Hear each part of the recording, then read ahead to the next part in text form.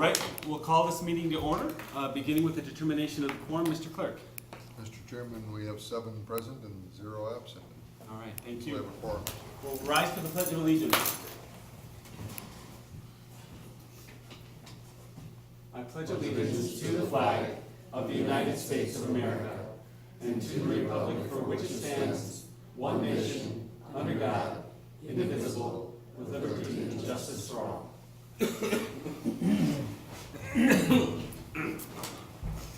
As always, thank you everyone for being here this evening. First item on the agenda, as always, is to approve the agenda. We have a couple additional board members. These are hiring of positions that already exist in the district, so replacing people who have moved on to other things, and now we're replacing those positions. So normally these would be in the consent agenda. So I'd ask that these be placed as well in the consent agenda. So with that modification, I would entertain a motion to approve the agenda. So moved. Second. We have a motion and a second to approve the agenda. Any further discussion? Hearing none, all those in favor signify by saying aye. Aye. Opposed, same sign. Motion carries. That brings us to recognition and awards. This evening there are none, and so we'll move through that. To item number 4, community comment. This is a time for any member of the community to come forward and address the board with any comments or concerns that they might have. There is a 3-minute limit per speaker and a 15-minute limit per topic. And just to make everyone aware as you come to the board, it's not a question and answer time, so often people have questions. The board would be happy to answer questions after the meeting or in another forum, but it's not a question and answer time, it's a time simply to make a statement at this time. So with that, if there are any community members who would like to come forward, we would invite them to do so. Comment time? Oh, I'm not ready. Give me another 2 minutes. I'll try. Okay. I'll wing it at the end then. Okay, my name is Sharon Cruikshank, and I've been with the district since 1972, 15 years with Dennis Dienerbeck. I was out for a while with the old people, but the old people, or the elderly and the young, are pretty much the same, so I've learned and listened from all of them. Okay, so I'll get right to it here. I'll start by saying, wait a minute. Okay, I'm here for one reason. And I was going to say 3, because I had 3 different. No, I said, no, it's 1. We're all connected. You people have heard me say this many times. So this pertains to all people living in Faribault who truly care about each other in our town, and most important, our kids. So I am an advocate tonight for the teachers and their kids that they're teaching. Okay, they're at a meeting tonight, by the way, late meeting. So teachers, excuse me, the core curriculum, in part, I don't understand it all totally, but I've been to meetings on it, and from what I've been told by the people that work at Flair, that own Flair downtown, they came from core curriculum in the cities, okay? Anyway, to me, it sounds like it is somewhat. It's a cookie cut, you're cookie cutting the kids. And it makes it, so then what happens is it makes our teachers look like they're not doing their job. Test scores, okay? And then the other big issue, and continues to get bigger every year, and I think it will just keep right on going. It started way back in 72 when I was there. Well, maybe it probably started way before that, but that's all I know. And is that every year there's more needy children, and by needy children, you know what that means. Okay, issues, mega issues. Okay, in 656, some schools have started or have in place discipline groups on board, which is great. I was so happy last week when I watched what was going on out in the hall. And, okay, light bulbs are going on, I guess, or whatever. Kids aren't getting taught virtues at home, what's right, what's wrong. please, thank you, all that stuff, pushing, all that stuff. So guess who has to do it? We all do. Teachers do.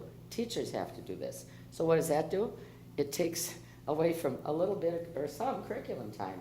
And then what does that do? It's a snowball effect. So then they aren't right on top of the curriculum when school starts at 8 o'clock or whatever. And so then their day has to go faster yet. And believe me, I know I'm 72 years old, but those kids are constantly, hurry up, close your book, get to the next subject, get to the next subject. Of course, I don't care for that, but I don't want to say it, more periods than year-round school, but because, really though. I don't want to interrupt, but there's a 3-minute time limit, so Is if you it could. done? Yeah, it's done, but if you could wrap up, that Oh, would. okay, I'll give wrap you it up just a real quick sentence or here. two to wrap up. All right, see, I know, I kind of get off. No, I'm not off the subject, it's just, okay. Okay. Anyway, I was talking about the discipline. It's wonderful. I just love it. But teachers must teach virtues, see? And then the curriculum, so no child can leave what they don't get what they're required to at home, so, or whatever, so then they have to, they get it in school now, which is great. They're getting it too. But then, okay, just as an example, so you know what I'm talking about. I'm with 4 first grade classrooms. I go from one to the next. My 5 hours that I'm there. I'm sorry, but I think I have to stop you at that point. Okay. We're getting I'll talk well to you beyond it. afterwards. Yeah, we'd love to hear more from you later. Yeah, because, okay, just one Please. thing, okay? Teachers are saying, help. Yeah. We need help. That means paras. I don't know if the school district has any classroom paras. We used to have them when I was back then. We have, 3 kinds of paras, okay? I'll talk to you later. All right, thank you, Sharon. Thank you. All right. Okay, any other community comments at this time?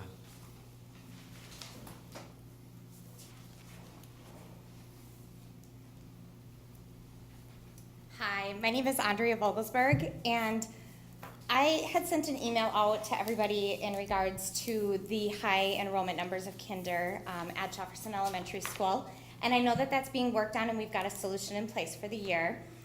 My concern is moving forward in the future years, and from what I understand is it's not going to be a quick fix, and I know nothing is a quick fix, but to hear that something could take another 2 years to fix as we're cramming all these kids into this school is really frustrating from a parent standpoint. And I just really want to suggest that you guys just try to find a quicker fix. Moving boundaries, I understand, is not going to happen in a year's time. I'm not sure what all is entailed in that. I haven't looked into that myself. And I hate to come to you guys with a problem without a solution. That's not typically my forte at all. But Jefferson Elementary School is the smallest school square footage-wise in our district for elementary schools by almost 20,000 square feet. I know there's a lot that goes into that. The structure of the school is very different than that of Roosevelt. And from what I've been told, there's a lot of wasted space at Roosevelt. But we are the smallest school by 20,000 square feet, and yet we have the highest enrollment for students by roughly 30 to 40 students. With that, we also have the highest enrolled kids with special needs. And I just think that's a lot for one school to be taking on. And I ask how fair it is for that to be happening in one of the schools and not evenly spread out between the 3 elementary schools. So I'm just asking to keep this in your mind as you move forward this year. And possibly even next year if we can't come to some type of solution. And just please think about it. If we're here to offer basic education to all of the kids of the district, we need to make sure that it's an even playing ground across all 3 elementary schools. So I know that this is the kind of stuff that can get kind of lost. You guys have a lot on your plate. Our administrators have a ton going on. And unless we're talking to the teachers and hearing from parents who are in the schools and seeing it, these are the things that we kind of just think aren't happening, and they are. So I just want to make sure that you guys are aware of it and that it is a really big deal. And not just to the parents of Jefferson, we've had a lot of support from parents of the other elementary schools as well. And rest assured, if I didn't have kids in Jefferson, I would probably still be here talking to you about it. just as a concerned parent, that it's just something that really needs to be looked at and a solution hopefully sooner than the next school year. Thank you for your time. Thank you. Thank you.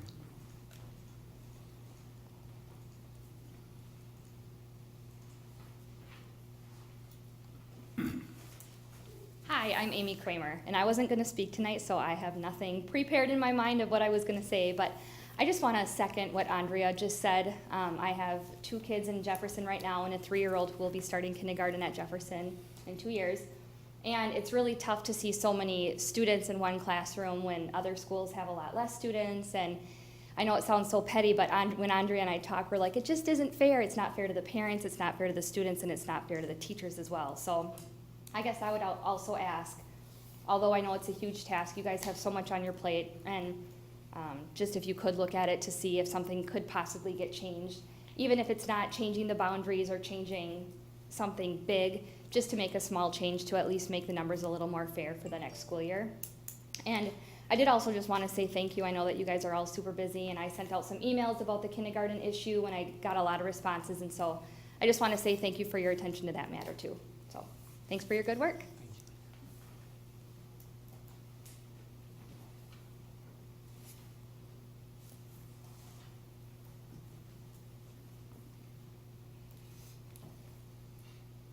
Any other community members? Did you talk twice?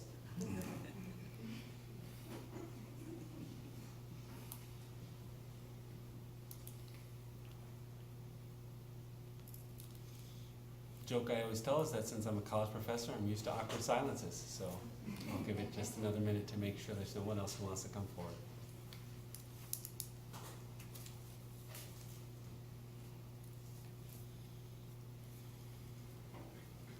All right, seeing no one, we will move on with the agenda, and we thank everyone who came forward to speak tonight. Rest assured that you were heard by the board. Thank you. Next up is the consent agenda. Consent agenda items are are items that we do not discuss and we vote on with one action. They can be removed from the consent agenda by request of any board member. Are there any requests to remove items from the consent agenda this evening? Hearing none, I will entertain a motion to approve. So moved. Is there a second? Second. We have a motion and a second to approve the consent agenda. Mr. Clerk, would you please do a roll? On the consent agenda, I will vote aye. Tom Casper, Aye. Deb Davis, Aye. Yvette Marthaler, Aye. Richard Olson, Aye. Jay Robichaud, and Chairman Ingrid. Aye. Mr. Chairman, it's 7-0 in favor. All right, thank you very much. Next up, under item 6, curriculum, the curriculum committee. Colleen, do you want to give a little report? All right, good evening. I'd like to start off by letting you know that we had the curriculum committee meeting today at 3:30 to 4:30.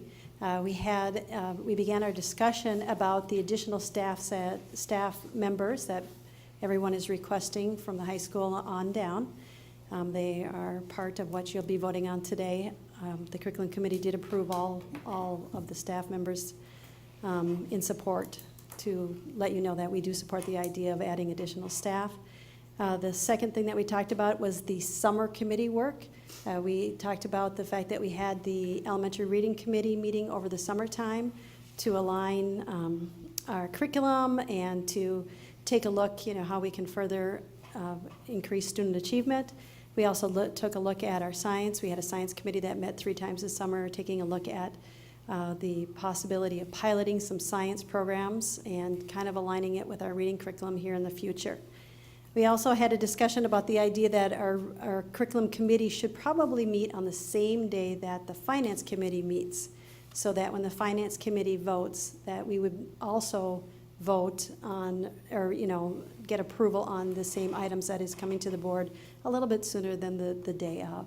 And so we're going to move those meetings 3:30 to 4:30 on the same day that the finance committee meets, so that we could be part of that. And that is the update on the curriculum. Would you like me to go to technology? Unless there's any questions on curriculum. Okay. All right, hearing none, go ahead. All right, so I want to update you on technology. As many of our parents already know, for 6th through 12th grade, we have sent out a letter that has explained to our parents that we are opening up Google Apps and Schoology in our 6th through 12th grade, and that if anyone does not want their student to to have that type of technology, that they need to submit the form to us declining that their child can have that. Within that, you are looking at our students having Google or Gmail that is only throughout the district. It doesn't go outside of the district, it stays within, so they can email each other within the district. We talked about the idea that Schoology, also for our teaching staff, is a great resource that they can put on videos and connections and remodel the lessons. So if the student goes home and they can't remember how to do the math homework or the social studies homework, they can see videos and et cetera. There's a variety of ways we can use this, and it's just the beginning. We really haven't gotten that far, but the letters for approval went home so that we can begin that process. Questions about that? Who's going to monitor all this email? The email luckily has a component to it in which if our students are commenting about certain keywords, that we would get a message that would let us know if we needed to check further into details to issues that are concerning. The system itself, I believe, can be monitored by our staff or anyone that's using it. Many of our staff have requested the ability for our students to be able to, email them back and forth so that they can upload their assignments, so that they can ask questions. So there's a variety of ways in which we'll monitor it, but there is a source that will help us to monitor. So for instance, if a child says something about suicide, we would get an email letting us know that we need to check into that and to help out, to investigate. Let's put it that, or bullying, to investigate too. Can you load stuff from the internet onto this? Most of it is blocked, so it's in the infrastructure instead of an external structure. So it's within our system only. And so the things that are blocked in our system, we do believe, and I'm going to use those words, we do believe that they're also blocked through this tool.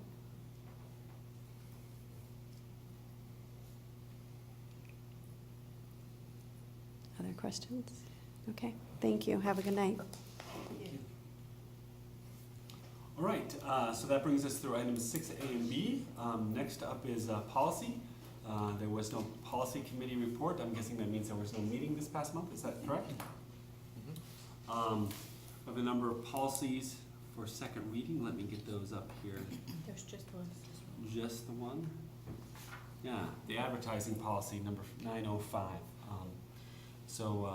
This item is in front of us for a second reading. We looked at it at the last board meeting for our first reading, which is just a time for the school board to look at a policy but not take action. This is now in front of us for a second reading. So it's before us tonight to take action on it and decide whether or not we'll approve it. Any questions or comments on this policy? Did we have one before? No, this is the first time we've had a policy like this. And for those who are maybe watching, this policy, this advertising policy sort of came about because there was a discussion going on about perhaps using advertising to pay for scoreboards for some of the athletic facilities. And during that discussion, it was sort of asked what the policies were regarding advertising in the district, and we realized we didn't have any, so we thought it was appropriate to look into what standard advertising policies are in school districts. And so this is in front of us this evening.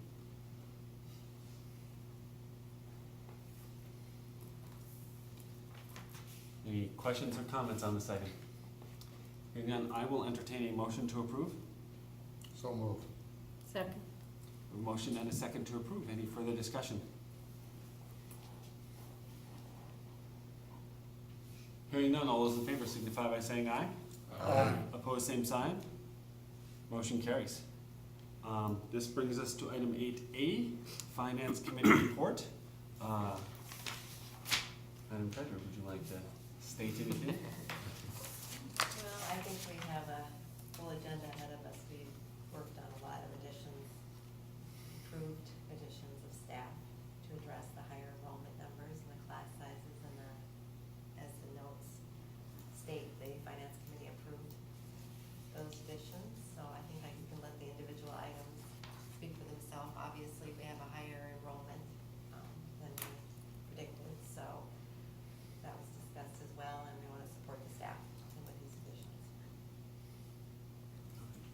you. Can I add to that? Please do. Yeah, then we also approved on the architect at 21,500 for pre-design. So just wanna, has to do beyond personnel. Where's that in the agenda? We didn't have that as a form, we took off the AIA see that. contract totally because we didn't have the actual numbers within the contract, other than the Okay. 21.5. But the finance committee wanted to assure the board that the 21.5 was Yeah. approved by them and it's okay to go forward. Okay. But we don't have the agreement in front of us this evening to approve? No, that will come in October. Okay, all right. All right, any other comments on the Finance Committee report? Hearing none, let's move on to item 8B. These are items reviewed by the Finance Committee and recommended for board approval. Starting with the Minnesota State Academy's purchase of services, orientation and mobility services. Who's going to tell us about I that? can, if you want Colleen to come up, just ask, otherwise I'll give you a quick summary. Maybe Sure. Cheryl. Oh, Cheryl. Cheryl. Okay, Cheryl, come on up.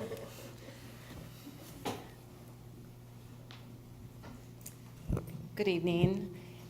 The first contract is just a renewal of our standing contract with the state academies for orientation and mobility services for students that are visually impaired.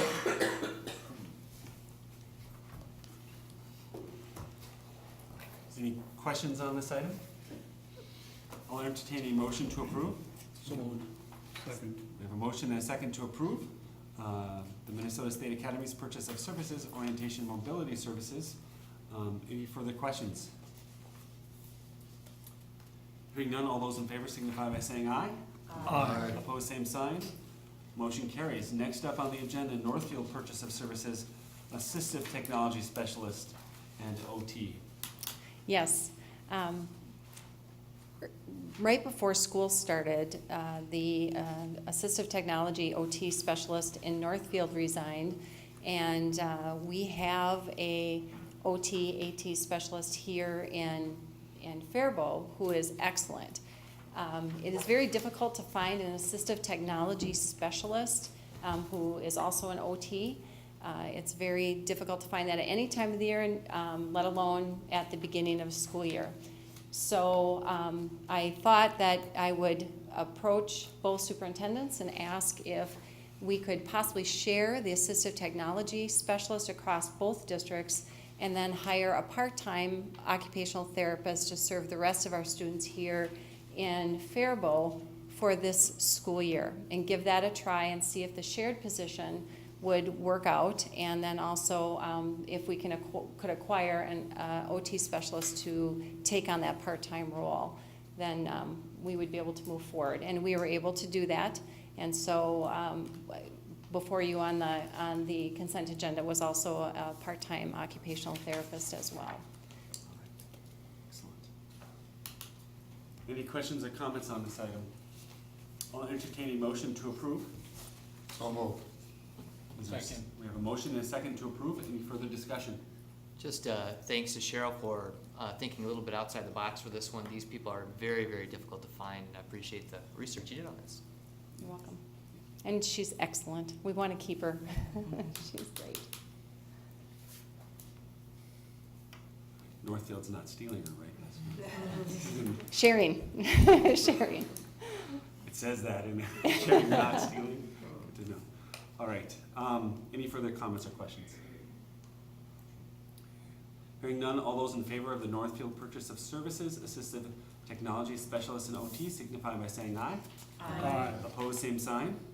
Motion carries. Thank you all. Up next, South Central College. Thank you very much, Cheryl. Up next, South Central College concurrent enrollment agreement for the automotive technology courses. Yeah, and I can briefly fill you in on that one. This is the first step in our progress towards working together with South Central College and getting accreditation for some of these courses that the kids are taking through Mark Lessman's automotive program. And each class the school district will pay per class, not per student, $2,000. And if you figured out if they went post-secondary enrollment, it would be twice as much as what South Central College is having us right now. So it's a pretty good deal. And it's a nice relationship with South Central College that we have with these kids and with their instructors, so it works out very well. What's enrollment right now? I checked last week, and for the first class, there's 18 students that are in there. And it may have increased by now. And they've been down to, I think, 12, so it's Yeah. encouraging to see the numbers up a bit in that excellent program. I'll entertain a motion to approve. So moved. Is there a second? Second. Any further discussion on this item? All right, we are voting on South Central College concurrent enrollment agreement for the automotive technology courses. All those in favor signify by saying aye. Aye. Opposed, same sign. Motion carries. Thank you all. Up next, Community Edge Strategic Planning Proposal. This is item 8B4. Anne Marie has something written here, and she's stepping forward. Good evening. There's 3 attachments. Sorry, this is really loud. There's 3 attachments. The most recent attachment is the 3rd attachment. So if you want to look at that, this is a, yep, on board book, I'm sorry, Yep. not on Okay. hard copy. So in mid-August, I wrapped up a survey for the Community Education Advisory Council. 13 of the 16 members' results were to have a strategic planning process going forward, just to help define roles and responsibilities of the council members, the direction and vision and mission of community education in Faribault, all of those things that we just feel as a council we need to move forward.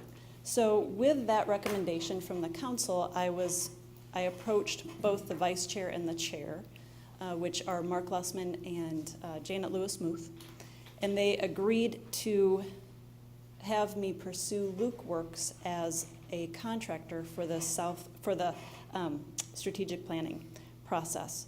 So I want to bring a good experience to this process. I don't know if all of you have participated in strategic planning. I have a lot, and some have been really good experiences, and some have not been such good experiences. So knowing this individual, seeing what they've done in the past, really makes me comfortable with moving this forward and having them on board to do this process. So if there's any questions, I'm happy to talk about it. When would you start? We would start October 28th would be the first Community Education Council meeting, but there would be prep before that. So if there's people that want to be involved in that pre-meeting to start talking about the district's vision and how we're going to align to that, Luke would want to meet with people beforehand. So probably early October at this point, since it's already late September. Can you talk a bit about what the group would be made up of? Who would we be made up of, or how large and what kind of cross-section do you have? Yeah. Okay, so we have currently 16 members on the council, and they're represented by Thomas Casper and Jerry Robichaux as the board members. And community-wide, we have representation from the STEM school, from SHAC, I'm going to forget people, so I'm sorry, from the county, from a community member who's sitting in the audience. There's just several people that are at the table, and it's been a really good experience so far, but we've spent the last 2 years really talking about the programming. And now we need to move into that next phase, which is really that strategic direction of community education, but not without taking into consideration the district's vision and mission. How many sessions do you see this? There will probably be 3 sessions and then a wrap-up session, so 4 altogether, yeah. But probably some work in between as well. So.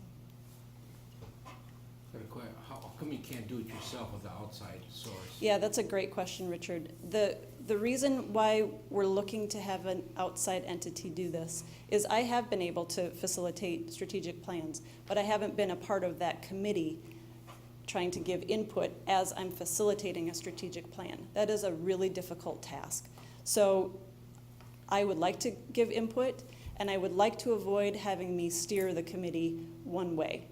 or the other. So I would really like this to be a valid, legitimate experience for the community members and just not to influence that direction. So I'm just really looking for a neutral party. Oh, you're spending $8,500.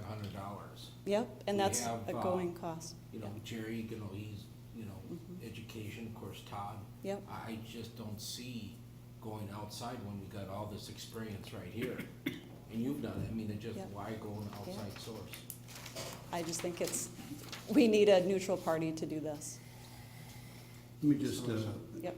have a couple of questions. First of all, to respond to that, Richard, I think when you do strategic planning, it's critical to have someone from the outside who's neutral, as well as this allows Anne Marie to be a participant rather than a facilitator of the process. And if you become the facilitator of the process, all of a sudden people look at that and say, well, that's Anne Marie's, Yep. you know, she steered us in that direction, rather than taking a neutral and nonpartisan position. So I certainly support that. Question I have is, can you talk a little bit about Luke Works? Sure. You know, their background, have they done education before? Yes, they have. A little bit about the partners in this organization. Okay, so Luke Works, I've known the gentleman that has run Luke Works for probably about 8 to 10 years now. He has extensive experience statewide with education, with initiative foundation groups. He has experience with workforce development, economic development, higher education. So he really knows the landscape that I kind of come from in terms of having that varied background of both education and higher ed and workforce development. So I really see that as a valued experience. He's contracted for both the Department of Education and for the Department of Employment and Economic Development. So he has quite the presence in those two state agencies around kind of some workforce development education pieces. Thank you. Yep, you're welcome, thank you. And Kira, his partner, is from COWS. She's from the Center on Wisconsin Strategy. So she's got a PhD in data. She's just phenomenal. What was that state? The one to our east, not Wisconsin. No, Wisconsin, sorry. But she lives here now.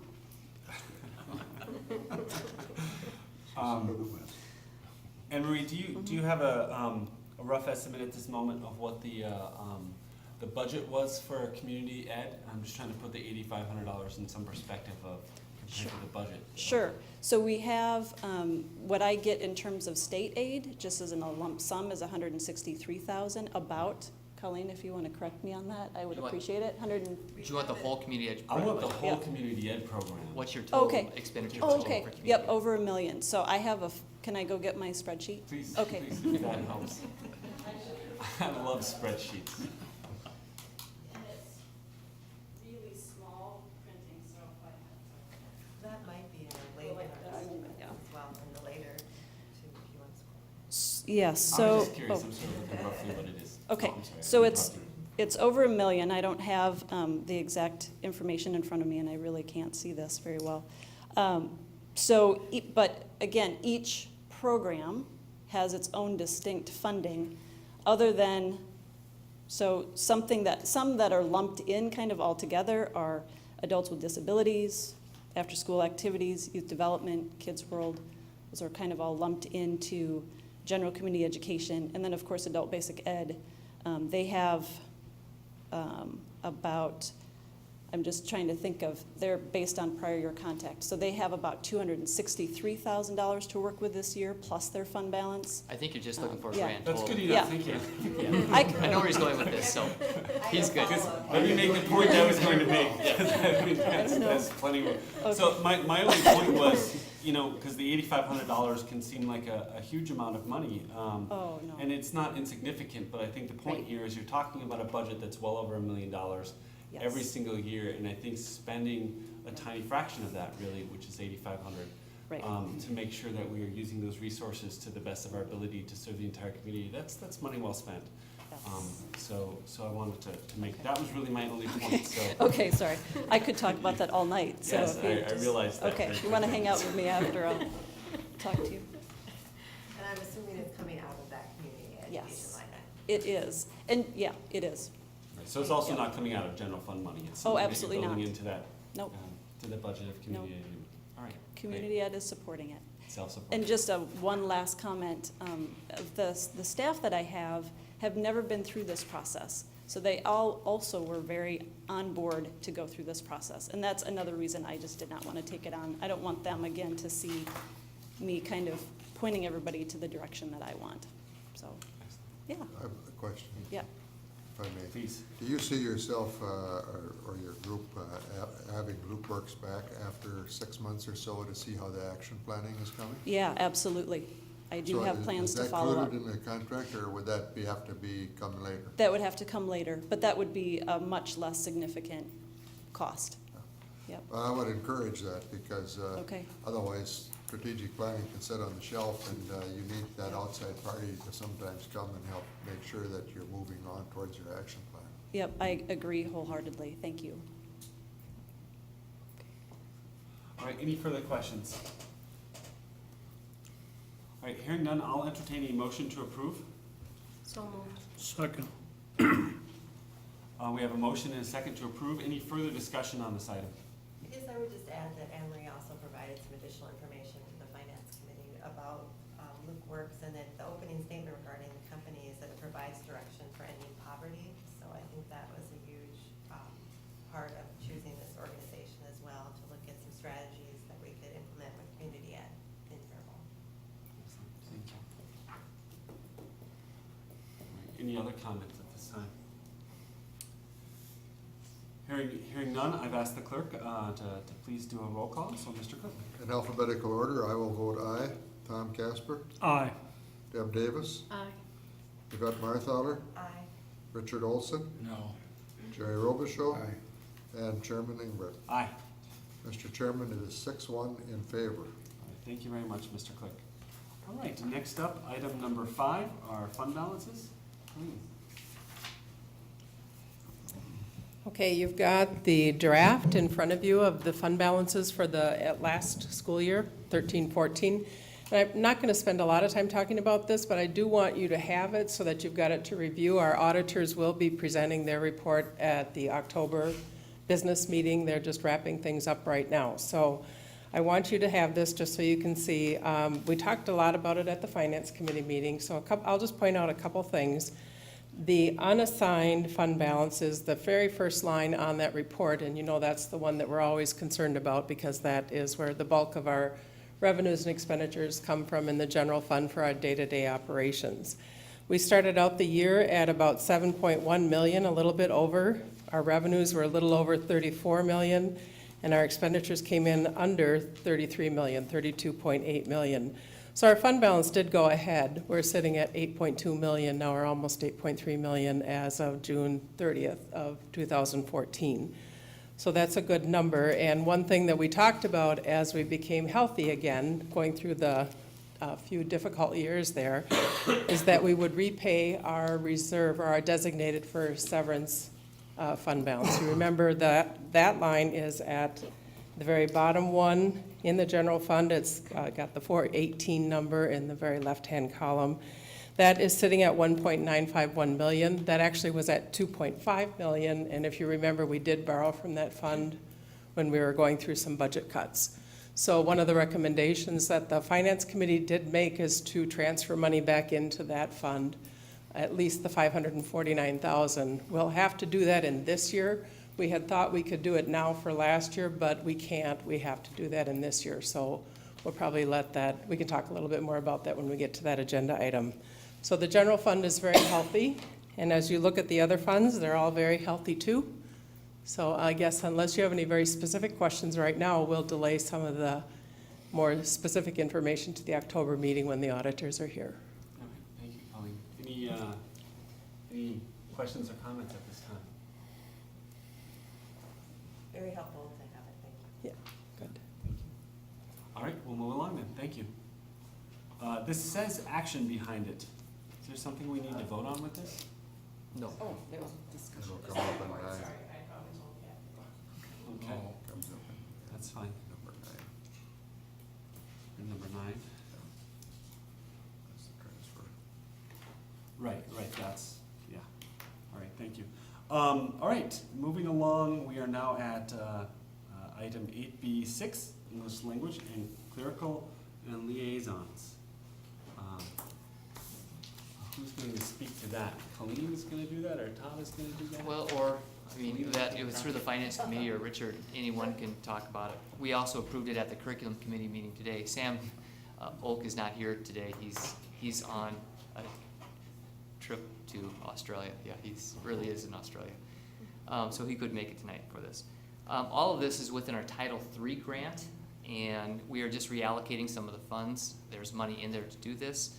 We would like to increase our Spanish liaison by 2.5 hours, mainly because we don't have enough service for our Hispanic population. We'd also like to hire an EL clerical for 5 hours per day, and then hire student tutors to help with some of the after-school programming.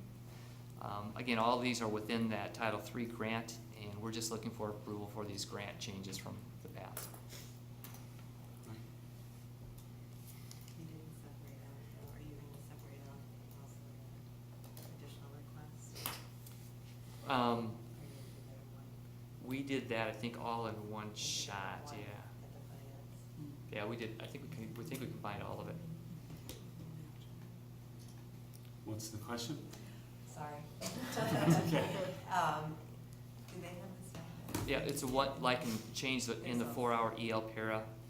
So there is an additional, an Yep. ad that would not come out of the Title III, that would be an additional staff that we would add out of the fund. Well, the way I understood it is that would be part of the Title III, or is that general? $3,000. Oh, 3,000 out of the general fund. Increased Okay, cost $3,000. good. from All right, thank our you. combined position. Yes, okay, Thanks. so there is a Yep. cost of roughly $3,000 out Yep. of the, I think my rough estimate here says, there are almost $50,000 worth of expenses here. Right. About 3,000 of that is increased cost to the general fund. Okay. And the increased cost is making the liaison at Jefferson 7 hours all day available to staff and teachers. Okay. Excellent. It's needed, I think, by the numbers as we will continue to discuss throughout the evening, but Mhm. seems like a very needed request. They have some frustrations if they're only there 4 hours a day and parents come in during that time and they're not there, then And it's very difficult. Okay. All right, any further discussion on this item? If memory serves me, we have not yet had a motion or a second, so I'll entertain a motion to approve at this time. So moved. Is there a second? Second. A motion and a second to approve. Any further discussion on this item?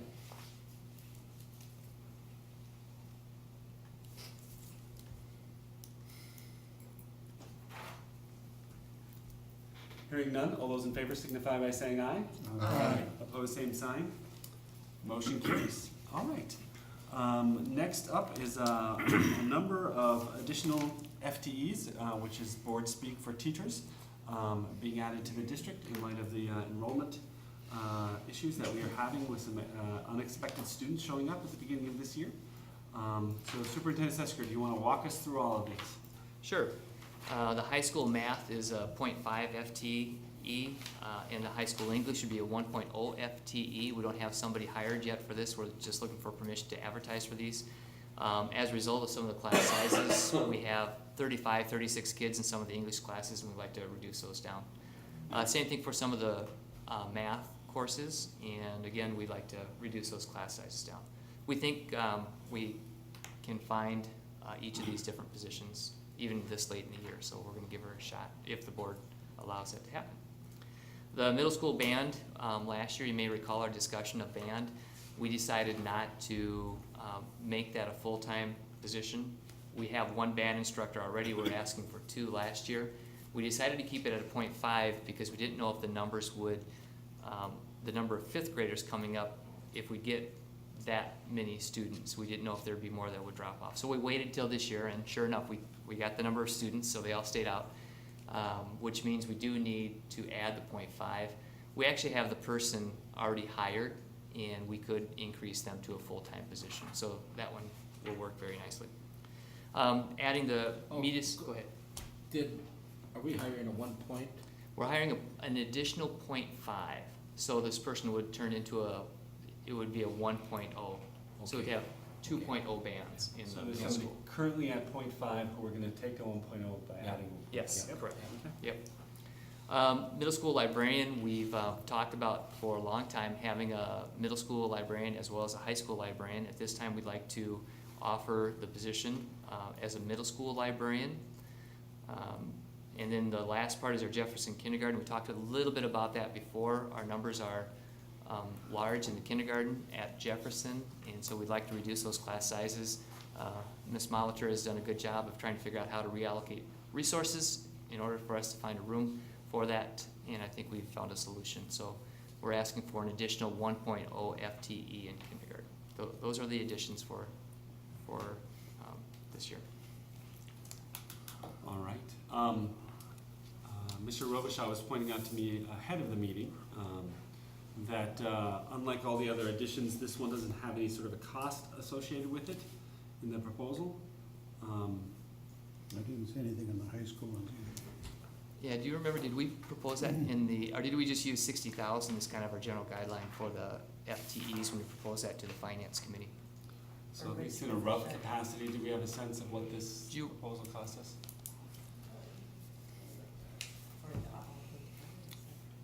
I think that Jason's gonna ask you that here in a second.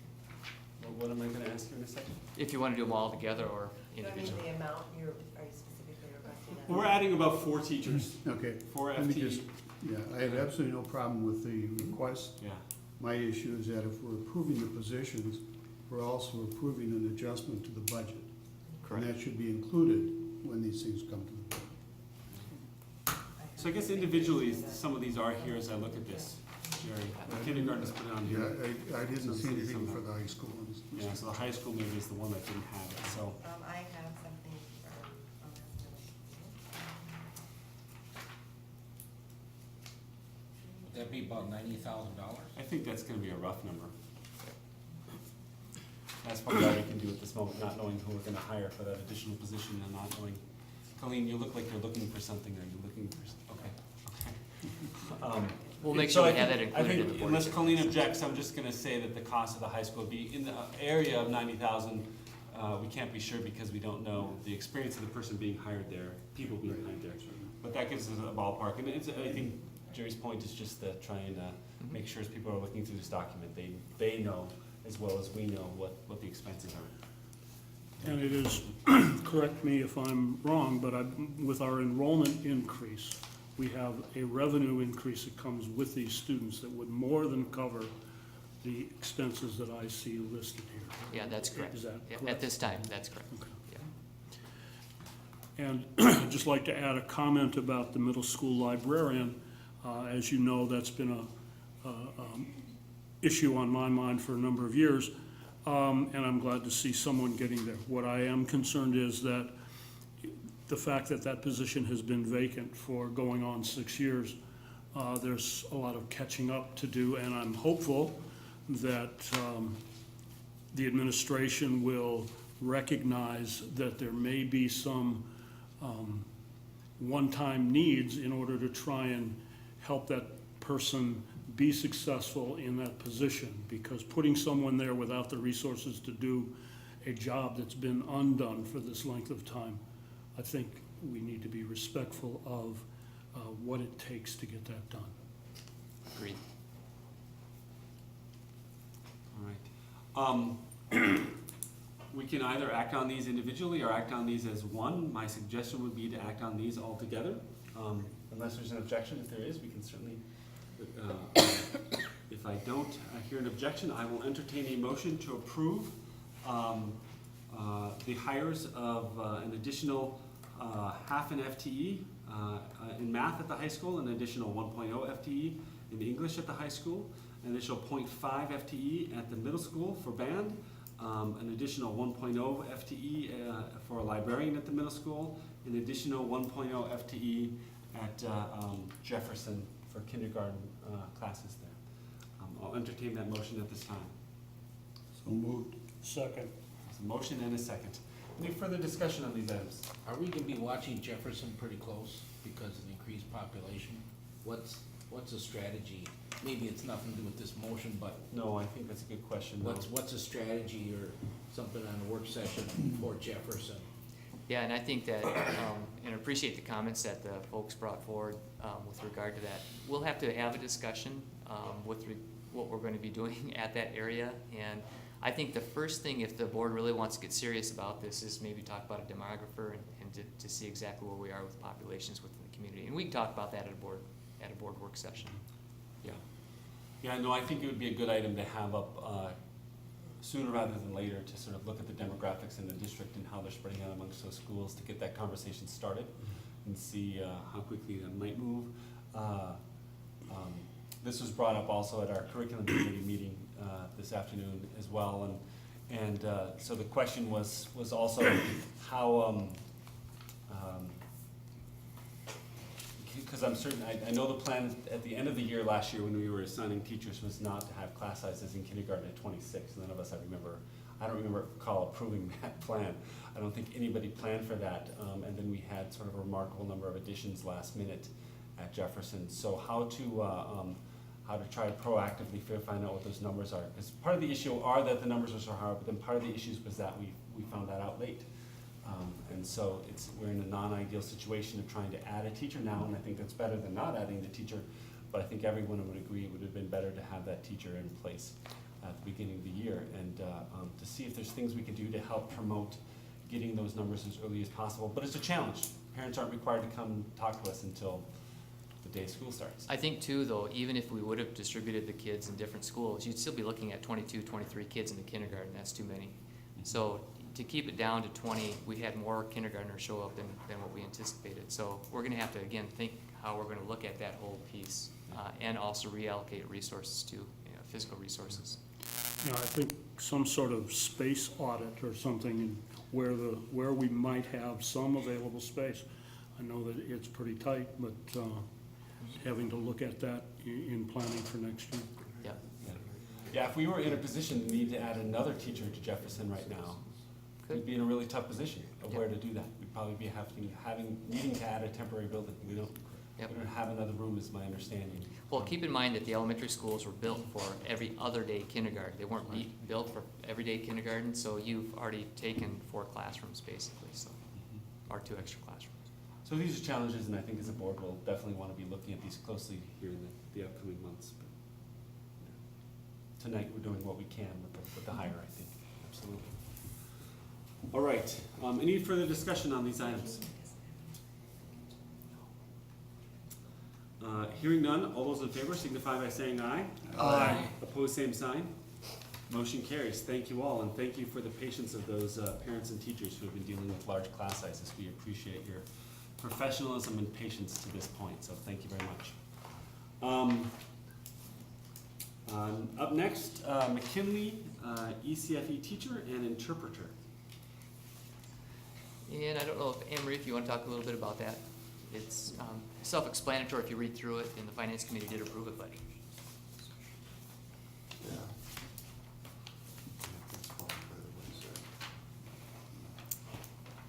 I had to reacquaint myself with this. So in terms of early childhood family education, we have a .7 parent educator currently.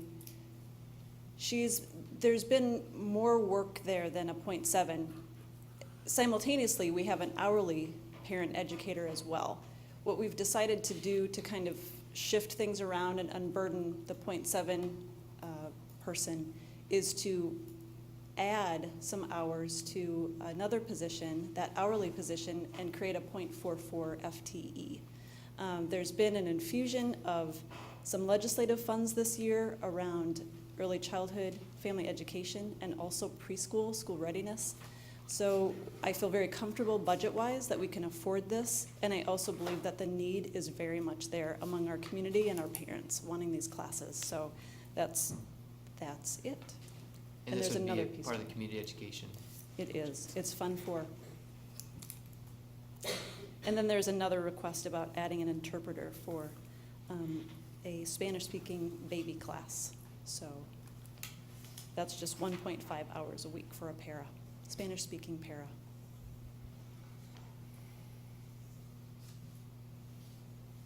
All right. Any questions on this item? Hearing none, I'll entertain a motion to approve. So moved. Second. With a motion and a second to approve the McKinley ECFA teacher and interpreter request. Any further discussion? Hearing none, all those in favor signify by saying aye. Aye. Opposed, same sign. Motion carries. Thank you all. Next up is a discussion of the transfer of $549,000 from to committed for separation to the fund that is committed for separation / retirement benefits from the general fund account. That number came from the amount that was taken from that account in order to make meet some expenses during the last couple of years as we were facing budget cuts. That's why it's kind of an odd number, 549,000 versus rounded up to 550. I want to ask before we do any discussion on this, this is only listed as a discussion item on the agenda. Is it only meant to be a discussion item, or is it meant to be an action? Yes, meant to be a discussion item. Okay. With that in mind then, please tell us what you would. Well, I'll start and then why don't you come up, Clene. We got a little bit of a twist here from the audit. The audit is pretty much finished, so it's going to be pretty tough for us to put in the previous year's audit. So with that, I'm going to segue into Clene's explanation for that. So. Okay, so this transfer is always a little tricky. You have to follow the Governmental Accounting Standards Board's guidelines, which means that you have to make the motion, which I don't know if you remember, but last June you did, as a school board, make a motion to do this transfer. What we didn't realize is that you have to be very specific about how you're going to calculate that amount, and we weren't that specific. We said that we were going to wait till the audit was done and then determine how much we would transfer back. So when they did the review work of our audit, the one-up level auditor said, nope, we can't do it in last year, but we can do it in this year. So it just won't be reflected in the financial statement for 13-14. So as we talked, we know that we want to, a lot of discussion at the finance committee level was that, well, yes, we definitely want to put the 549 back, but we always have talked about when our fund balance is very healthy, as it is now, we need to continue to fund that because it is a liability for the school district. It's about an $8 million liability for the school district. Every other year, we have an actuarial study done on that. And the goal is to build up this fund balance high enough that we could actually create a trust account and then pay for these costs out of that trust account rather than out of our general fund. And it would free up about $500,000 out of our budget every year. So we need to work towards that goal of funding this liability. And the Finance Committee really strongly recommended that we look at transferring more than the 549 because our fund balance is very healthy. The one thing that we talked about is that we do have the discussion of getting rid of our leases and building space and owning that space rather than leasing the space and using some of our fund balance to help with that effort. So we would like to just delay this discussion about how much we transfer until we have all the information on that other project that we're currently researching right now. So once we know what that is and what that financing might need to look like, then I think we come back and talk about, okay, here's where that's at. What do you want to do with fund balance to help that effort? Now, do you still want to transfer more than the 549 at that time? And we've got all year to do this, so. Also, we've been hiring a lot of teachers. Yes. Pairs and, I mean, it just. Yes.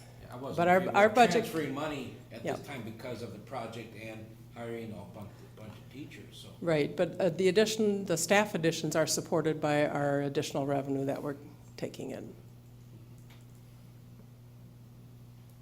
But it will give you probably a little more comfort to get a few more months down the road, and we know what those enrollment numbers are too, so.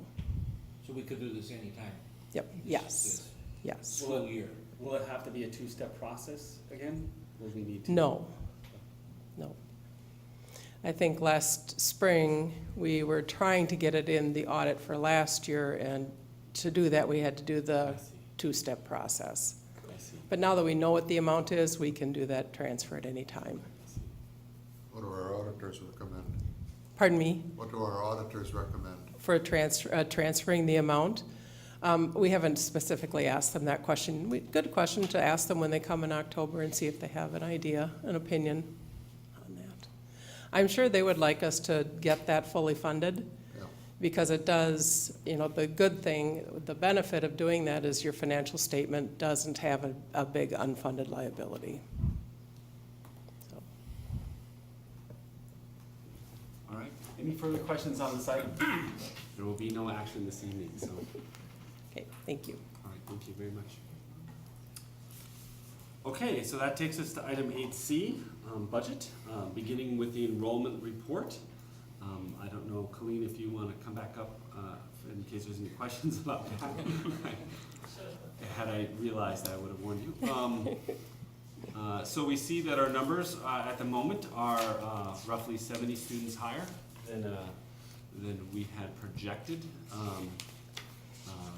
Colleen, is that number the same number that we looked at? I don't remember if that number is the same number we looked at earlier in the month, or if it's had any corrections made to it. The 3,735, No, I mean Or the- 3,809. that's a different number. Okay. Yep. So if you look at this report, the second column is what we projected last June. We agreed on that to use that number for our budget, 3,735. I do sometimes take account in August. It's a benchmark, but it's not a real good number yet. In August, we were sitting at about 3,694. And then September number comes on the first day of kindergarten. So we know that the kindergarten students have actually shown up.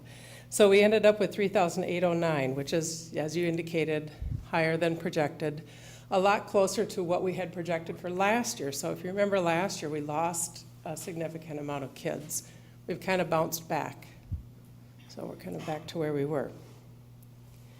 Now, I was cautioning you with the September number in that we still could have kids that are in the system but may not have shown up. So our staff do a really good job of exiting kids when they know that they're not coming back. However, at the high school level, sometimes we do have kids that haven't told us that they've left, and we just have to wait to find that out. So October will be a more solid number. But this is certainly good news. A lot of the above projected numbers are in the high school. So, For perspective, I was just going to look up what the numbers were last year in September and how they changed. I checked that too, because I had that very question. So last year from September to October, we did not lose that many kids. So I think the high school done a really good job of. Actually, it went up from September to October. Yes, the high school, I think, had done a really good job last year of making sure that they had all the kids out of the student system that weren't coming back. And we had kids that did show up, stay. So that was good. So let's hope that that trend continues this year. Clean, there's pretty big numbers in the 9th and 10th grade. Is that people transferring back in? Do you know where they're coming from? Without looking at the individual names, I can't tell you that. Yeah. And if Lyle were here, he might have a sense for that, but. All right.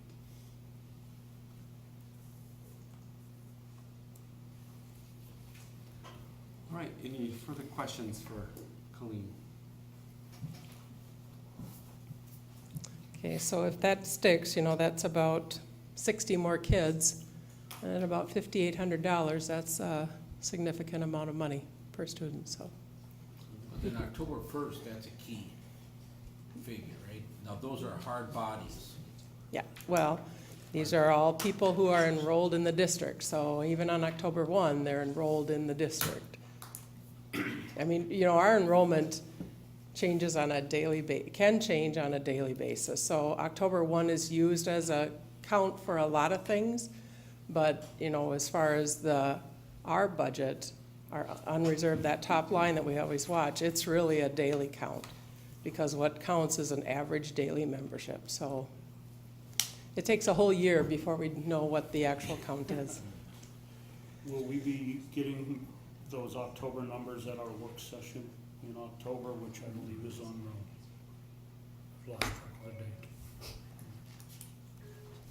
date? Will we have those October numbers for the work October session? 6th is our. October 6th, thank you. Yes, we can bring those. We most likely would, because usually the schools email or send them to Jean in our office on the first day of the month generally, the first or second day of the month. So yes, we should have those in plenty of time. We can bring you updated numbers at the work session. I'd appreciate that. Yeah. Thank you. No problem. I just misspoke earlier, and I just want to correct it because I was looking at the wrong year. Last year, the enrollment numbers did not go up from September to October. That happened the previous year. They went down, but it was by 2 students. Yeah. So, anyway, I just didn't want to misspeak. Just have a question, and I know you're not gonna have this, but maybe sometime. What our open enrollment students are? Yep. How many kids we have coming from outside of Faribault and open enrolling to our schools? Yep, I can get that for you too. I think Howard at Finance Committee had asked for, last year I'd done a report, and I only do this once every few years, but I think it might be good to look at it again this year. The enrollment in our other in-town schools too, so we can just kind of see how many kids we actually have in Faribault and where they go, and we can look at open enrollment too. Thank you, Colleen. All right. Any other questions? Usually we don't have so many questions on that particular item, but appropriate this evening. Yes. Now I have to get back to my own page, sorry. There we go. Okay. Hearing none, we'll move on to the financial report, showing us where we are this evening. And next, we are at the approval of gifts and donations. So I'll read off the gifts and donations this evening. There are 3 from the Ball Foundation, $2,500 for the Visiting Author Illustrator Program. For the Minnesota Community Foundation, Women in Northfield Giving Support, Wings gave $1,000 to the Project Able Summer Youth Camp. And from Josh and Amy Hager, a gift of $1,000 for the Genographic Project for Faribault ALC Social Studies course. So for these and all gifts made to the district, we say thank you. A letter of thanks will be coming from the district, and on behalf of the entire school board, I know I share our thanks for all people who step forward to serve our community by supporting your schools. So I will entertain a motion to approve. So moved. Second. A motion and a second to approve. Any further discussion?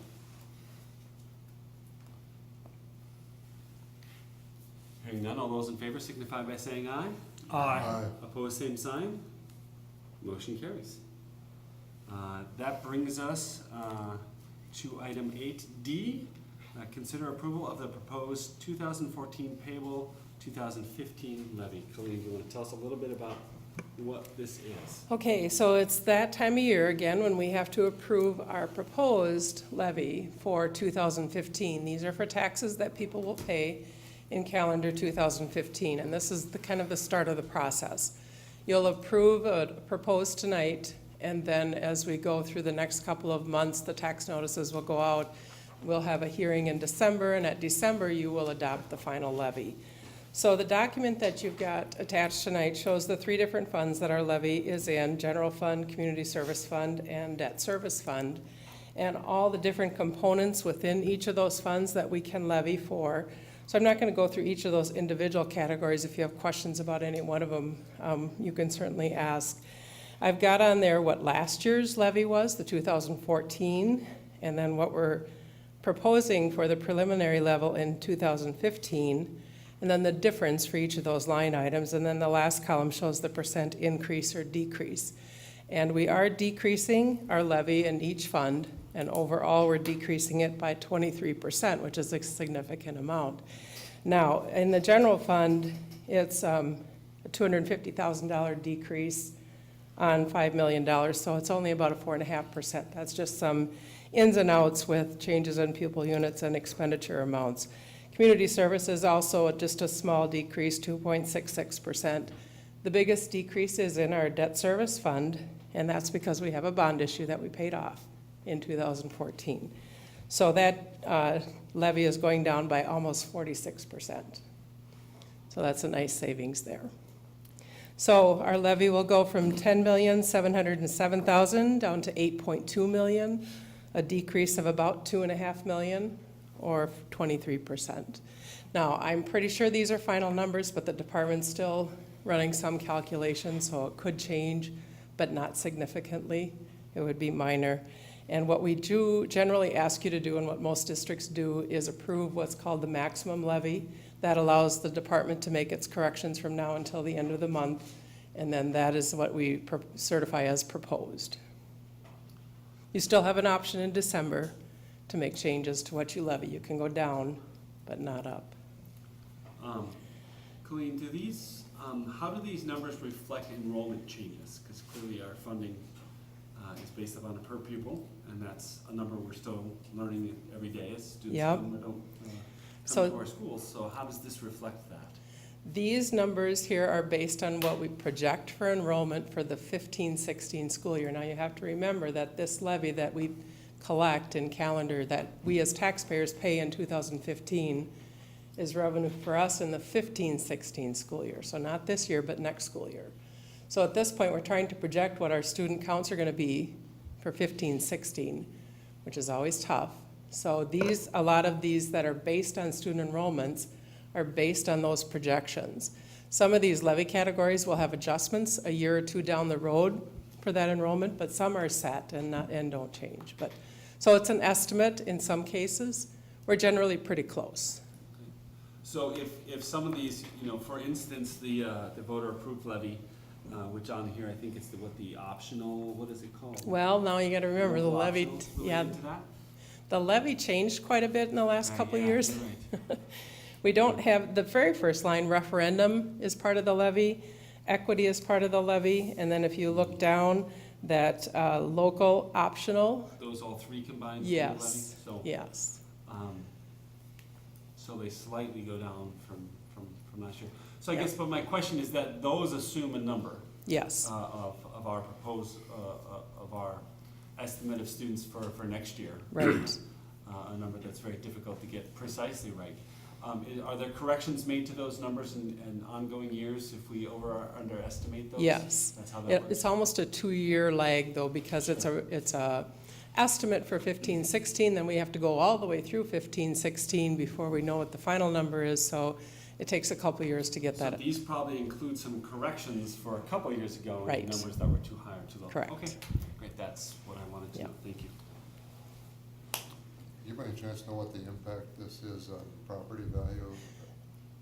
Per Mm. $100,000 property value? Well, No, maybe just I to don't. interject a little bit, I know that the 45% is significantly on the net tax capacity.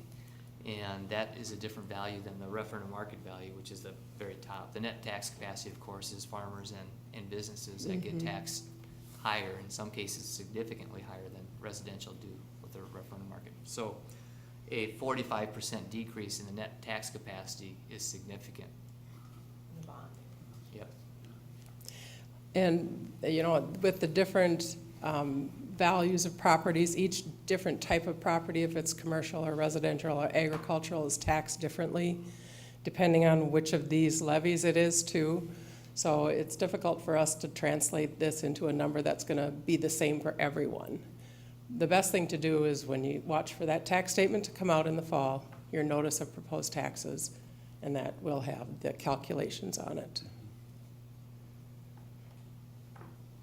That's why they need this, the county needs this by September 30th, so that they can then take our numbers and run it through their process to apportion it to all of the pieces of property and send out that notice. I think it's worth noting, just again, although we've said it a number of times in conversation, that taxes are going down from the schools in our community by a significant amount as we pass some of the bonds, and I think that's important for the community to know. We said this was going to happen a number of years ago, and I know I was met by skeptical looks, but it is happening, and I think it's important that people see this happening. Yeah. That we were not kidding that this was going to happen. It is happening, and that's a good thing. Yep.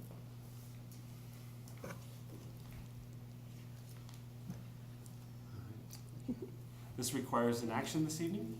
Yes, and the motion should be to approve the maximum. All right. So I will entertain a motion to approve the maximum proposed 2014 payable 2015 levy. So moved. Second. We have a motion and a second. Any further discussion? Just a lowering of the levies by 23.12% is a wonderful thing to be able to do, to talk Absolutely. about. Yep, excellent. Does it require a roll call? It doesn't, but you can go ahead and do that, We'll do a just, roll call. that's fine. Alphabetically, I vote aye. Tom Casper, Aye. Deb Davis, Aye. Yvette Marthaler, Aye. Richard Olson, Aye. Jerry Robichaud, Aye. and Chairman Ingrid. Aye. Mr. Chairman, 7-0 in favor. All right, thank you all very much. I expect that to be the headline tomorrow. Of the fastest day out of school issues. Whoa. Hello. Apparently I don't get to set those things, sorry. Whoa. Slow attitude. Item 9, other committee reports. There is no insurance committee report this evening or wellness committee report this evening. Community ed, Anne Marie, did you want to give a report this evening? Okay, thank you. So there's something exciting happening at the middle school. It's called Falcon Academy, and it is our after-school program that we're going to offer in partnership with Targeted Services. It is 3 days a week for 2 hours, Mondays, Tuesdays, Thursdays, and it is both very intense academic preparation and some enrichment pieces. So that is going on. It started today. So just give it a couple weeks if you want to go observe. So just let it get off the ground a little bit. But we had over 60 applications. They actually had to apply, families had to apply, and then there will be a component at the very beginning for homework help, and we take anybody for that. So those students that get referred to homework help can take that second bus route home at 3:20. So that's happening. Are you going to be talking about robotics? What You happened go right today? ahead. Okay, so it was really fun. We had a robot come, no, that doesn't make sense. A robot here from Owatonna. Students brought a robot. It was a big one that threw a ball. We're really trying to get students at the high school excited about the robotics team, so that happened. And at lunch today, it was very exciting. So we had some good turnout, and Steve Ulrich will be a part of that. He's the teacher. He's a teacher at the middle school, and that's about it. Any questions for Anne Marie?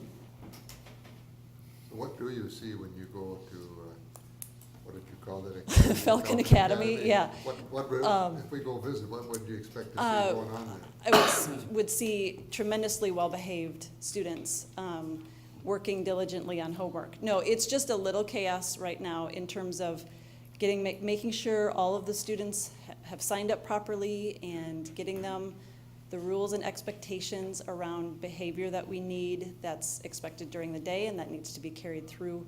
So there's just some kinks to work out, but it's really a fun program. It's going to be successful. Takes place in classrooms or? It takes place in the cafeteria, some of it. It'll take place in some of the classrooms. During Targeted Services, we'll break up the students in around about 20 students per classroom, and then everybody kind of gets together. We've got a chef program coming from Carleton that will be cooking with the students. We've got lots of partners. Health Finders is going to be with us again with our teen outreach program. So it's just like an awesome collaborative partnership. So lots of experiences for the students, both academically and enriching.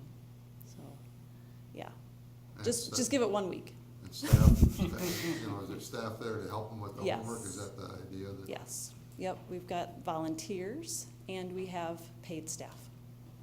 Yeah, and Carleton and St. Olaf are both supplying volunteers for the program. So those are people studying to become educators, or? I think some of them are, but the Carleton students that we get really seem to want to work with our students because they have a science background or a math background. So there's probably a gap that they see in terms of what they need to build up skill-wise with our students. We do get a lot of education students from St. Olaf. So, but also St. Olaf students bring that array of expertise. They're really accelerate in math or science or choir or whatever happens at St. Olaf, as Jason knows. Just a variety of programs. So it's really sounds like a nice interaction between college students. And really good middle role school models. students. Mm-hmm. Yep. So thank you. Thank you very much, Anne Marie. Any other questions? Thank you, Anne Marie. All right, facility report. It says Kevin Hildebrand here, although I don't think I see him in the audience. No. I can kind of give you a quick Sure. update on that. The facility committee has met, and then also the architects have met with some of the user groups. They've met with all the district office staff to talk about their spaces. I know they're going to talk to the adult basic ed staff here in the near future if they haven't already. And they've also been communicating with cabinet. And our next facility committee meeting is tomorrow, I believe, at 4:30, right? And we'll convene at that time. Excellent. All right. All right, thank you. Next up, item 10A, Minnesota School Board's resolutions. So MSBA, our School Board Association, has asked us to look at a number of resolutions to adopt to give them additional support in taking these issues to our state legislatures. So these are not things that we can enact, but they are things that we want the state legislature to think about that we believe are important for our school district and want MSBA to lobby for on our behalf. There are 3 resolutions in front of us. Do we have to do these individually in any fashion, or do you know? Yeah, the resolution, so each one has to be handled individually and then roll call for each. And roll call for each one, right. The attachments don't differentiate them, so I have to look at them and see. So the first resolution, It's on the, the first resolution is to encourage, it reads, be it resolved, to support a state aid payment schedule for districts of a 90% current year, 10% prior year. So as many of you know, what has happened in recent years is the state wanted to balance its budget. Was it sort of borrowed money from the school districts to be paid back? And so rather than paying 90% the current year and then 10% in the follow-up year, which has been the tradition, that became 80%, 20%, and then finally it got down to 60-40. Is that roughly where it got to, where Pretty we were close. only receiving 60% of our funding in a given year and waiting until the following year? So it was not a cut to our funding, but a serious delay in our funding, and this created some issues for the school districts. So this resolution would encourage MSBA to lobby our state legislatures to refrain from doing that in the future. So that's the resolution. I'll entertain a motion to approve in a second, and then we can have discussion. So moved. Is there a second? Second. A motion and a second. Any further discussion? yeah, I just would like to thank Mr. Olson as a representative of our delegate assembly to bring this forward. This is great support for the school board's, Minnesota State School Board's platform. And then there's a delegate assembly in November. Then in December, we will be voting on the school board members within all the districts. And I think this probably would pass, Sure. but you never know. You never know. All right, any further discussion on this item? Are there other schools submitting similar resolutions? Any board member or school board can submit resolutions. But do you know, are there multiple ones in this, with this idea coming forward? There's been, most districts do not supply any resolutions.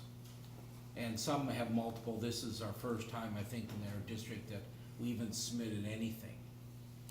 And when we submitted that, this was, 3 of them. So this will be kind of a unique one coming. It could be, Yeah. because I'll be presenting them at the voting session. Okay.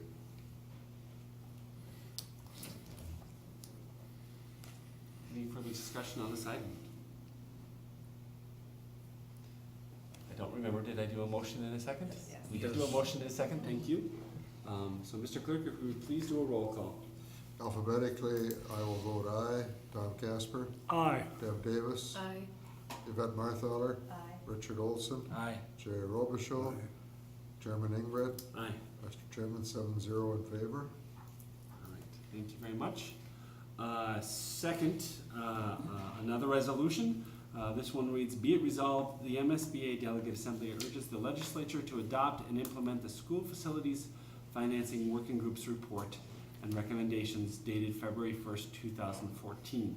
And to explain a little bit about this, the primary idea here is that the amount that districts receive for maintenance and upkeep of their buildings is not evenly distributed around the state. In certain districts, the Twin Cities and perhaps Duluth and maybe a couple others receive almost 3 times the amount per square foot for upkeep as Faribault and other districts like us do. And so this is a resolution urging them to try and equalize that across the state so that all school districts have the amount that is needed. And I'd say just a few years ago when I first got on the board, we were looking at $15 million worth of upkeep we needed to do. It's a shame. I think if this had been in place, that amount of money would have been coming in over the years and we would have been able to do that upkeep without needing to go to the voters for that. But that is the resolution coming out of some of the recommendations coming out of that Facilities Financing Working Group's report and recommendations. Kevin Hildebrand was on that. He was. And so he was a part of that, making that report and those recommendations. I'll entertain a motion to approve. So moved. Is there a second? Second. We have a motion and a second. Any discussion on this item? They should bring more money into our district if they equalize it, so. If they do. Hearing none, Mr. Clerk, would you please do a roll call? I'll vote aye. Tom Casper, Aye. Deb Davis, Aye. Yvette Marthaler, Aye. Richard Olson, Aye. Jerry Robichaud, Aye. Chairman England. Aye. Mr. Chairman, 7-0 in favor. All right, thank you very much. Last resolution. Be it resolved, the MSBA Delegate Assembly urges the legislature to require the publication of end of school year state mandated assessments, the MCAs, test results no later than June 1st that follows the administration and completion of said test. Currently, we receive those scores at the end of the summer in August, and we still have not received our MMRs. In fact, in the curriculum committee today, we were discussing this item. The MMRs, which are sort of the culmination of those results coming from the state, are still not out. We're expecting them this week. But if indeed these are items that we are supposed to take action on, and we're supposed to be implementing things this year based upon results from last year, it would be nice to have those results before the year begins. This seems to be a common sense thing that is not as yet taking place. So this is what this resolution aims to ask our legislatures to address. And so with that, I'll entertain a motion to approve. So moved. Is there a second? Second. We have a motion and a second. I would only add that I know the previous two resolutions, I should have said, were approved by the Finance Committee. This resolution was looked at by the Curriculum Committee today and received their recommendation as well. So, is there any further discussion on this item? Do we know why they're coming so late now? Well, that's a good question. That's kind of why we're proposing it. Everything's pretty much electronic now, and it's just very frustrating when you get. I think, quite honestly, this is my skeptical view of it. I think they wait till the state fair so they can publish those in and kind of give the aha surprise, so everybody can see the results at the state fair. So I think they timed it because of that. And that's educationally sound in what way? I'm saying that in my own perspective. That's probably not true, but I sometimes Well, no, being very facetious of how that is. But To me, it seems almost nonsensical to have any unnecessary delay in the release of those results. The testing is being mandated by the state and the federal government, and if we don't get results, I can even question the validity of some of those results or the validity of the testing, but results that aren't released until the beginning of the next school year make no sense because it gives us no opportunity to learn what those results might be trying to tell us and then make modifications in a timely way. Any further discussion on this item? Then I'll be presenting this at the delegate assembly. And then when MSBA gets these, because we're gonna email before October 1st, that they do a lot of research. So I can get those documents, I'll have those in November if they survive the board of directors. And I will email or give them to Todd and That's what's gonna be voted on in December. So they do a lot of research, so if you wanna read and fall asleep, yeah, they do a lot of research on this. Well, these resolutions were written by MSBA, I'm assuming, right? Has their Yes. logo at the top. So, They work. so they're ready to receive these. They want our endorsement on Yep. these so that they can move forward with these items. All right. Any further discussion on this item? I'd like just to say, because I don't know how it might work out, thank Mr. Olson and all the staff of the district that might be connected with this. I think these are solid recommendations that if they were implemented by the state, would do a lot to improve the quality of instruction and the financial ability of schools to address their needs.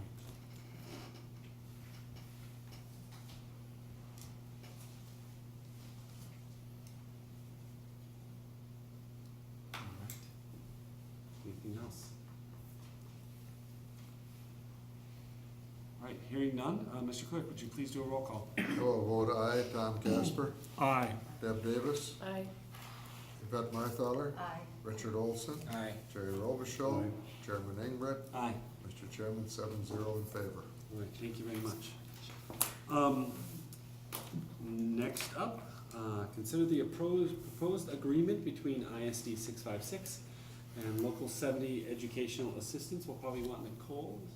Nicole here. Here she is. Yes, she is.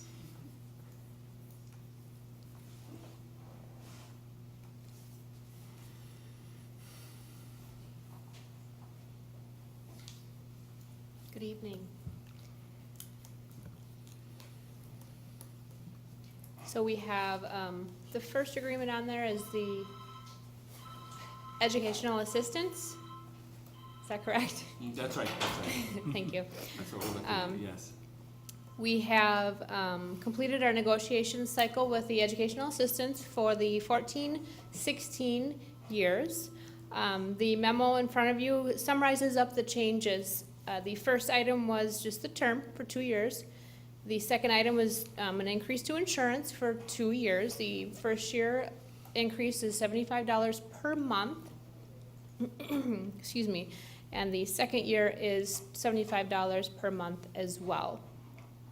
We have added an additional step for longevity of 5 cents towards their longevity. Currently, they have longevity beginning in the 19th year.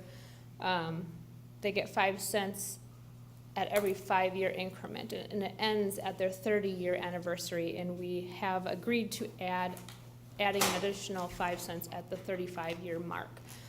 Many of these employees are longtime employees with us. History will show you, and we have Ann Bach in the audience here will tell you that many of them started back at the Fate Center years and years ago. I personally am not familiar with what that really is, but I know that it was here many, many years ago, and they've continued on with us for a long time. So they're very long-term standing employees with us. The fourth item is, of course, retroactivity on all the economic items. And then the fifth item displays the wages. In year 1, we have agreed to a 2% wage increase. In year 2, we've agreed to a 1% wage increase. So the total 2-year agreement equals 7.89% over 2 years. That is broken down into year 1 at 4.41 total package and 3.48 total package. And in there, of course, we have included increases in PERA, health insurance, and also the salary schedule and all the associated statutory benefits that do go along with paying individuals.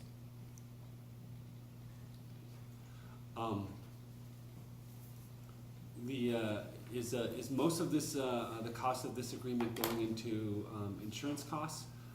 Just the total agreement is much higher as a percentage than the wage increases are. Is that because of insurance? Is that largely where that's going? It does take, the insurance is a big portion of it. Many of them take the single insurance benefit. So the district then, because they have there's not a cap on single insurance for the educational assistants. So the district does pay for the entire increase. So for example, I believe our insurance increase this year was right around 10%. So then that is calculated into this package. Okay. So that's gotta be a big part of that, the cost of the increases. The wages are 2% and 1%, that's pretty What's the current low. premium for, do you know what single is per year? Well, so we have 4 different plans, we have 5 different plans, and they range from about $800 a month for a single plan to about $500 a month. Okay, so I'm just doing a little simple math. If you divide 75 times 12, which is 900, that's the increase, divided by that premium, that's a pretty large percent. So that's where the majority of it's coming. Sure. Nicole, the next question I have is, our report, I forget what it was called, the report we had for pay equity report, I think that's what it's called. Yes. Showed that we had a number of female-dominated positions that did not progress to the top of the pay scale as fast as the male-dominated positions that we have. Is this agreement going to help us work towards coming into compliance with that? Or does it hurt us somehow? This agreement will help us. Okay. Currently, I thank you for bringing that up. I didn't mention that earlier, but currently all of our educational assistants are on step 5 of this agreement. So pay equity will look at how long it takes an individual to get to their maximum salary. So for an educational assistant, a brand new one, if we hired a brand new one, it would take them 5 years to get to their maximum salary. Looking at that and comparing them to a custodian, the custodians start out year 1 at their maximum salary. So it appears to the state as though we pay our custodians their maximum salary much sooner than we pay our female group of educational assistants, which the state doesn't, that would look like we're paying them in equal amounts. So with this agreement, all of our educational assistants are already on step 5 because again, they are longtime employees. And so it was a real easy fix for us to completely omit steps 1 through 4. Also with this group, we are phasing them out. It's a group that we're not hiring any new educational assistants. Now we're hiring paras in these positions. So we didn't, it was pretty much a no-brainer to just eliminate those steps. We won't be hiring anybody at that rate because we'll be hiring somebody else if we were hiring somebody new, they would be as a paraprofessional, not as an EA. That's If I correct. understand that correctly. Okay, great, thank you. Any other questions on this item? How many EAs? We have 10. Oh, 10. Okay. What is the difference? The educational assistants specifically work with the disability that we call DCDSP, which is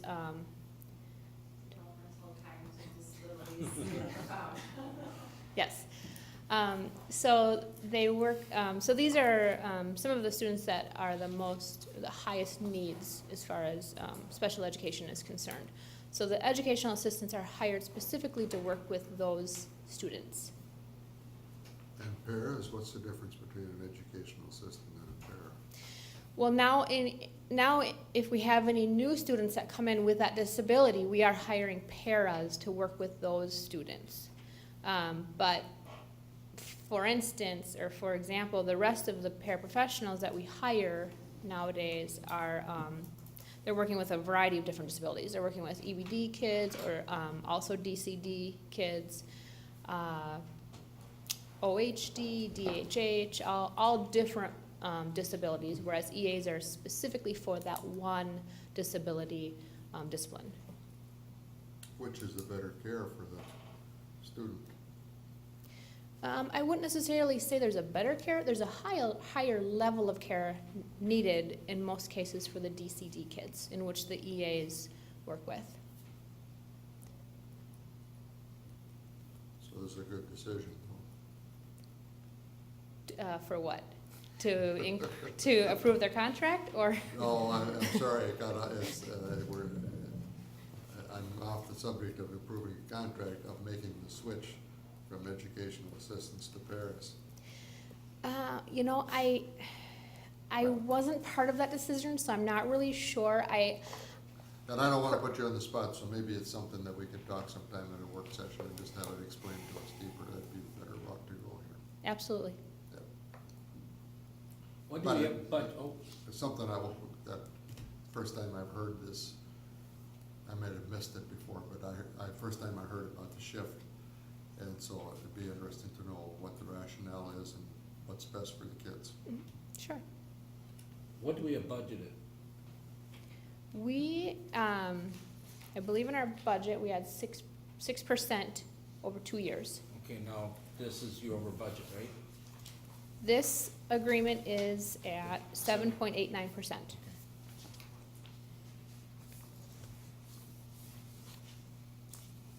Can you remind me what the teacher settlement was as percentage? Yes. The teachers was 9.477. Thank you. And can you refresh my memory? I believe that when that 6% was proposed, that we were not in the same financial situation as we do find ourselves now. Basically, that we were cutting positions, we were all, and that's, we made a 6% estimate. And with the actions of the legislature and the community referendum, we find ourselves now in a better financial position. So I guess I'm just trying to say that the original 6% estimate was based on information that we estimated, not where we are. I would support your understanding of that, Mr. Castor, also, that was based on, before the legislature made some additions to our funding, yes. I would also suggest at any time, it is impossible to suggest that bargaining units are required to meet our budget request, right? We could budget whatever we want, they're not required to accept the terms of that, so it is always a negotiation. So we can budget any number we want, nobody is required to, we are not the only party making the decision. We have to do that as a bargaining unit, and to say that we're going with just that number would be saying that we are not bargaining in good faith. Mr. Chair, I move that we approve the agreement between ISD 656 and Local 70 Educational Assistants. These individuals are critical for the service to kids in our district, and they work with some of the most involved students.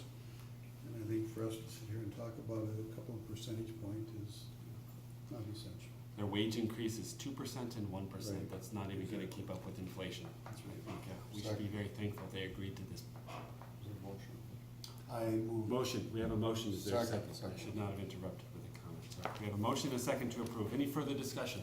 Just one quick comment. Thank you to Nicole and Ann for the negotiation. It is all very positive all the way through the whole process, and I thank both of you. Thank you. All right. Any further discussion? Mr. Clerk, would you please do a roll call? Alphabetically, I will vote aye. Tom Casper, Aye. Deb Davis, Aye. Yvette Marthaler, Aye. Richard Olson, No. Jerry Robichaud, Yes. and Chairman Ingrid. Aye. Mr. Chairman, 6-1 in favor. All right, thank you very much, Mr. Clerk. Next agreement between ISD 656, the Faribault Public Schools, and Local 70, which is our clerical and secretaries. Okay, the clerical union contract that is in front of you is along the same lines as far as term is concerned. This is a 14-16 contract, so a 2-year term contract. This contract, we have also settled on an insurance increase that is $75 per month in year 1 and also $75 per month in year 2. We have also modified their longevity, their longevity scale to increase the amounts that they get at their 5-year increments by 5 cents per hour. We have agreed to change their carryover date for vacation from June 30th to July 31st. We have agreed to retroactivity in all the economic items. We have the first wage adjustment is to increase our OP1 classification, which is our Office Personnel 1 classification, in year 1 of the agreement by 15 cents an hour, and in year 2 by 5 cents an hour.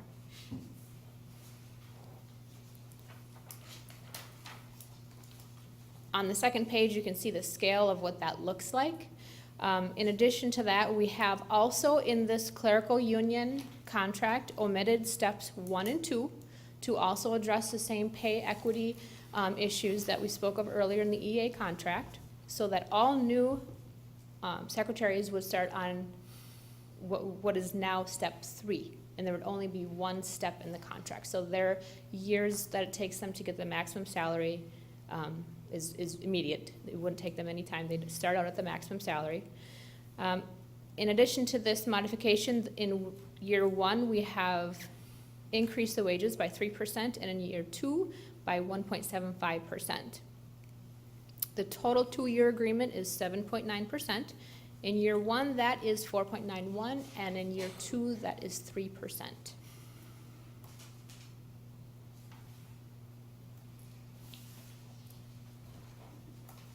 I'll make a motion to approve the contract. Is there a second? Second. Any further discussion? So it looks like we're addressing the same issue that I asked about in the last one of the number of steps and lanes to bring it in line with some of the other positions around the district so that we don't have challenges with our pay equity report the next time. That's correct. Right now, the secretaries have 3 steps. Theirs is a little different. They start at step 1 and they go to step 2 at their 6-month probationary mark, and then they move on to step 3 after 1 year. So they were to get to their maximum salary a little quicker than the EAs, but still not quick enough when you compare them to a male class.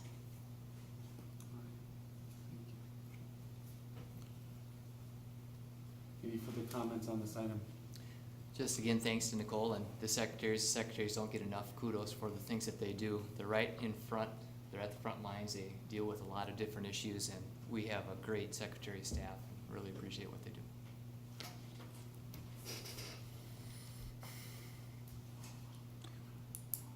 All right. Hearing no further discussion, Mr. Clerk, would you please do a roll call? I vote aye. Tom Casper, Aye. Deb Davis, Aye. Beth Marthaler, Aye. Richard Olson, No. Jerry Robichaud, Aye. Chairman Ingrid. Aye. Mr. Chairman, 6-1 in favor. Thank you, Mr. Clerk. All right, this brings us near the end of our meeting. Other items of information, we have no student representative this evening, so school board members, any items of information to share this evening?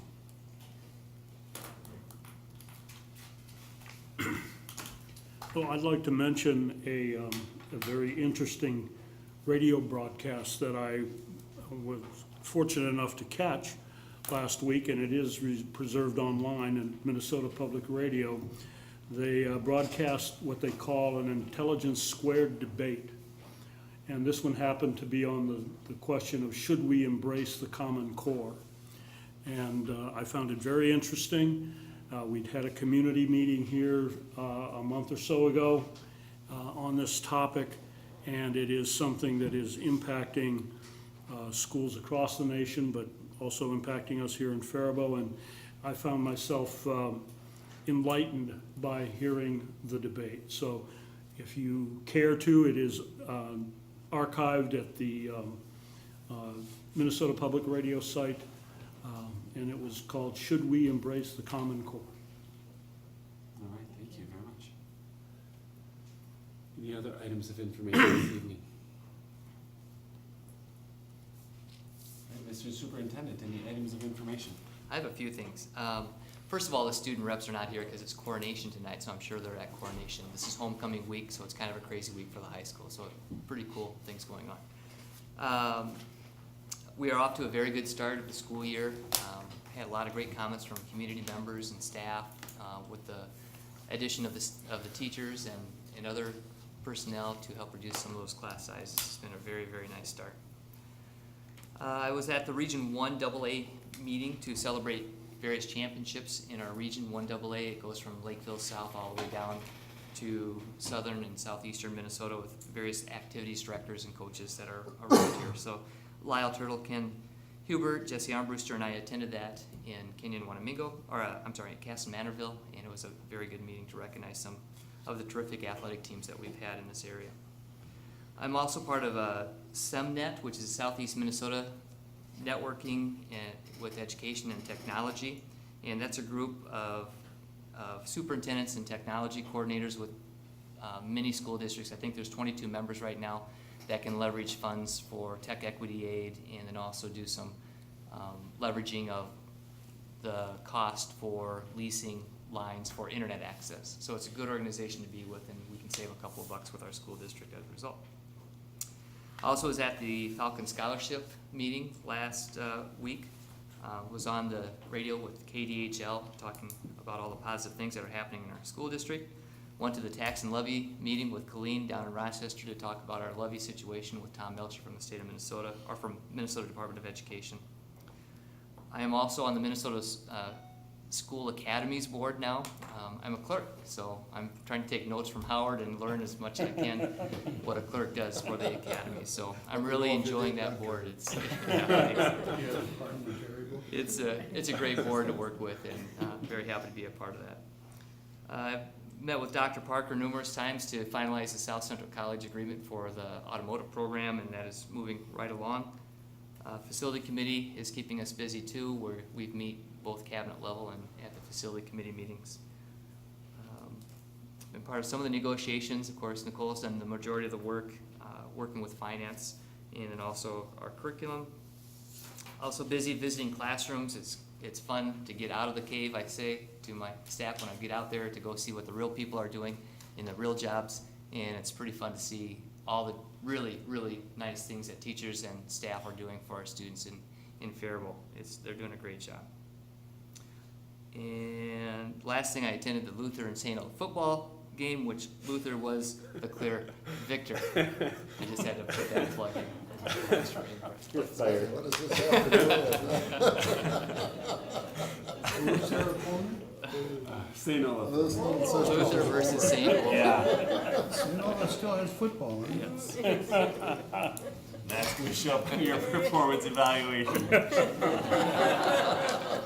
All right, moving on. Dates to remember, item 12, October 6th at 5:30, work session in the district office. October 14th at 4:30 p.m., a policy committee meeting in the district office. October 20th at 7:30 a.m., the finance meeting in the district office. I'll add that on that same date, October 20th at 4:30 p.m. Will be the curriculum meeting in the district office. And on October 27th at 6:30 p.m. Will be our next regular board meeting right back here at City Hall Council Chambers. And with that, I'll entertain a motion to adjourn.